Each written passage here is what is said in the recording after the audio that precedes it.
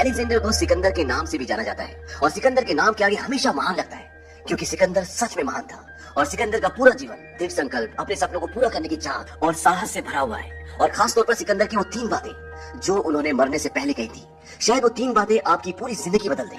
तो चलिए अलेक्जेंडर की कहानी शुरू से शुरू करते हैं। ये कहानी शुरू होती है सन 283 बीसी से, जब मैसेडोनिया के राजा फिलिप के घर में एक बच्चे ने जन्म लिया और इस बच्चे का नाम अलेक्जेंडर रखा गया। कहा जाता है कि अलेक्जेंडर की माँ ओलंपिया से एक जादूगरनी थी और अलेक्जेंडर फिलिप का नहीं बल्कि ज्यूस का बेटा था। ज्यूस तूफानों के देवता का नाम है। अलेक्जेंडर के माता पिता के संबंध आपस में बिल्कुल ठीक नहीं थे, वो हमेशा लड़ते झगड़ते रहते, जो कि एक बच्चे के लिए बिल्कुल ठीक नहीं होता।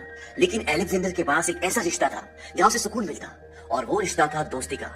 उसका दोस्त हिफाइस्टियन। कहा जाता है कि हिफाइस्टियन और अलेक्जेंडर के बीच में शारीरिक संबंध भी थे।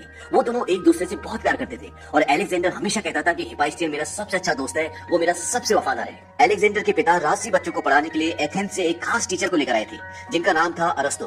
अरस्तो ने ही अलेक्जेंडर, हिफाइस्टियन और बाकी के बच्चों को देश दुनिया की जानकारी दी।